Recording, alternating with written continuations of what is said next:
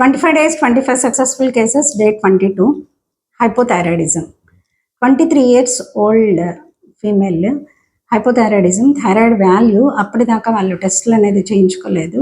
ఎక్కువ వెయిట్ పెరిగి మెన్సెస్ రాకపోతే టెస్ట్కి వెళ్ళడం వల్ల వాల్యూ 130. సో వాళ్ళు 130 mg/dl. సో వాళ్ళు ఆ వాల్యూ నమ్మకంగా ఇంకొక 2 ల్యాబ్స్లో చేయించారు. అరౌండ్ 130నే వాల్యూ రావడం వల్ల సో సీదా అల్లోపతి డాక్టర్ దగ్గరికి వెళ్ళిన తర్వాత నా దగ్గరికి రావడం జరిగింది. ఇది లైఫ్ లాంగ్ మందులు వాడాలంటున్నారు, మీరు హోమియోపతిలో ఏమైనా చేయగలరా? సో తప్పకుండా చేయగలను అని చెప్పి వాళ్ళకి మెడిసిన్ పెట్టి along with that allopathic medicine homeo కూడా స్టార్ట్ చేసి ఆ అమ్మాయికి ఉన్నటువంటి ఫస్ట్ గ్రేడ్ ఒబేసిటీ, అమ్మాయి ఉండవలసిన దాని మీద 25 kgs వెయిట్ ఎక్కువ ఉంటుంది.